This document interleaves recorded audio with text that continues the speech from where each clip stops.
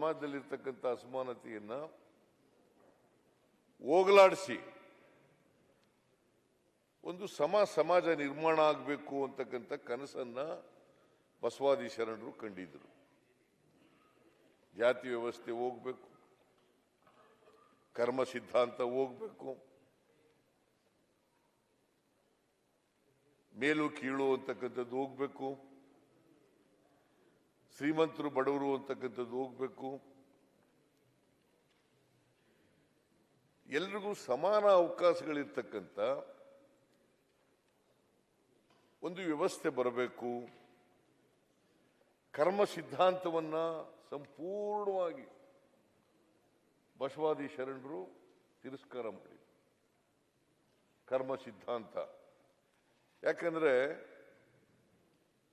ಈ ಕರ್ಮ ಸಿದ್ಧಾಂತ ಮೌಢ್ಯಗಳು, ಕಂದಾಚಾರಗಳು ಇವುಗಳನ್ನ ಹುಟ್ಟಾಕಿ ಅದನ್ನು ನಂಬ್ಕೊಳ್ಳೋ ರೀತಿ ಮಾಡಿ ಜಾತಿ ವ್ಯವಸ್ಥೆ ಆಗಿರ್ತಕ್ಕಂಥದ್ದೇ, ಅಸಮಾನತೆ ನಿರ್ಮಾಣ ಆಗಿರ್ತಕ್ಕಂಥದ್ದೇ, ಮೇಲು ಕೀಳು ಆಗಿರ್ತಕ್ಕಂಥದ್ದೇ ಅದು ಧರ್ಮ ಅಲ್ಲ. ಬಸವಾದಿ ಶರಣರು ಬಹಳ ಸುಲಭವಾಗಿ ಧರ್ಮವನ್ನು ವ್ಯಾಖ್ಯಾನ ಮಾಡಿದ್ರು. ಏನಪ್ಪಾ ಅಂತಂದ್ರೆ, ದಯೆ ಇಲ್ಲದ ಧರ್ಮ ಯಾವುದಯ್ಯ, ದಯೆ ಇಲ್ಲದ ಧರ್ಮ ಯಾವುದಯ್ಯ, ದಯೆಯೇ ಧರ್ಮದ ಮೂಲವಯ್ಯ, ದಯೆಯೇ ಧರ್ಮದ ಮೂಲವಯ್ಯ. ಬಹಳ ಸುಲಭವಾಗಿ ಧರ್ಮವನ್ನ ವ್ಯಾಖ್ಯಾನ ಮಾಡಿ ಎಲ್ಲ ವಿದ್ಯಾವಂತರಿಗೆ, ಅವಿದ್ಯಾವಂತರಿಗೆ, ಶೂದ್ರ ಜನಾಂಗದವರಿಗೆ, ಅಸ್ಪೃಶ್ಯ ಜನಾಂಗದವರಿಗೆ ಅರ್ಥ ಆಗೋ ರೀತಿಯಲ್ಲಿ ಹೇಳಿದ್ರು. ಸಮಾಜದಲ್ಲಿರ್ತಕ್ಕಂಥ ಅಸಮಾನತೆಯನ್ನ ಹೋಗಲಾಡಿಸಿ ಒಂದು ಸಮಾಜ ನಿರ್ಮಾಣ ಆಗಬೇಕು ಅಂತಕ್ಕಂಥ ಕನಸನ್ನ ಬಸವಾದಿ ಶರಣರು ಕಂಡಿದ್ರು. ಜಾತಿ ವ್ಯವಸ್ಥೆ ಹೋಗ್ಬೇಕು, ಕರ್ಮ ಸಿದ್ಧಾಂತ ಹೋಗ್ಬೇಕು, ಮೇಲು ಕೀಳು ಅಂತಕ್ಕಂಥದ್ದು ಹೋಗ್ಬೇಕು, ಶ್ರೀಮಂತರು ಬಡವರು ಅಂತಕ್ಕಂಥದ್ದು ಹೋಗ್ಬೇಕು, ಎಲ್ರಿಗೂ ಸಮಾನ ಅವಕಾಶಗಳಿರ್ತಕ್ಕಂಥ ಒಂದು ವ್ಯವಸ್ಥೆ ಬರಬೇಕು. ಕರ್ಮ ಸಿದ್ಧಾಂತವನ್ನ ಸಂಪೂರ್ಣವಾಗಿ ಬಸವಾದಿ ಶರಣರು ತಿರಸ್ಕಾರ ಮಾಡಿದರು. ಕರ್ಮ ಸಿದ್ಧಾಂತ ಯಾಕಂದ್ರೆ ಈ ಕರ್ಮ ಸಿದ್ಧಾಂತ ಮೌಢ್ಯಗಳು, ಕಂದಾಚಾರಗಳು ಇವುಗಳನ್ನ ಹುಟ್ಟಾಕಿ ಅದನ್ನು ನಂಬ್ಕೊಳ್ಳೋ ರೀತಿ ಮಾಡಿ ಜಾತಿ ವ್ಯವಸ್ಥೆ ಆಗಿರ್ತಕ್ಕಂಥದ್ದೇ, ಅಸಮಾನತೆ ನಿರ್ಮಾಣ ಆಗಿರ್ತಕ್ಕಂಥದ್ದೇ, ಮೇಲು ಕೀಳು ಆಗಿರ್ತಕ್ಕಂಥದ್ದೇ ಅದು ಧರ್ಮ ಅಲ್ಲ. ಬಸವಾದಿ ಶರಣರು ಬಹಳ ಸುಲಭವಾಗಿ ಧರ್ಮವನ್ನು ವ್ಯಾಖ್ಯಾನ ಮಾಡಿದ್ರು. ಏನಪ್ಪಾ ಅಂತಂದ್ರೆ, ದಯೆ ಇಲ್ಲದ ಧರ್ಮ ಯಾವುದಯ್ಯ, ದಯೆ ಇಲ್ಲದ ಧರ್ಮ ಯಾವುದಯ್ಯ, ದಯೆಯೇ ಧರ್ಮದ ಮೂಲವಯ್ಯ, ದಯೆಯೇ ಧರ್ಮದ ಮೂಲವಯ್ಯ.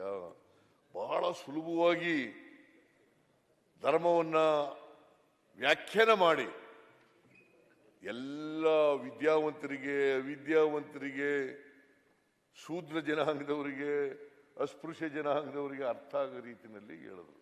ಸಮಾಜದಲ್ಲಿರ್ತಕ್ಕಂಥ ಅಸಮಾನತೆಯನ್ನ ಹೋಗಲಾಡಿಸಿ ಒಂದು ಸಮಾಜ ನಿರ್ಮಾಣ ಆಗಬೇಕು ಅಂತಕ್ಕಂಥ ಕನಸನ್ನ ಬಸವಾದಿ ಶರಣರು ಕಂಡಿದ್ರು. ಜಾತಿ ವ್ಯವಸ್ಥೆ ಹೋಗ್ಬೇಕು, ಕರ್ಮ ಸಿದ್ಧಾಂತ ಹೋಗ್ಬೇಕು, ಮೇಲು ಕೀಳು ಅಂತಕ್ಕಂಥದ್ದು ಹೋಗ್ಬೇಕು, ಶ್ರೀಮಂತರು ಬಡವರು ಅಂತಕ್ಕಂಥದ್ದು ಹೋಗ್ಬೇಕು, ಎಲ್ರಿಗೂ ಸಮಾನ ಅವಕಾಶಗಳಿರ್ತಕ್ಕಂಥ ಒಂದು ವ್ಯವಸ್ಥೆ ಬರಬೇಕು.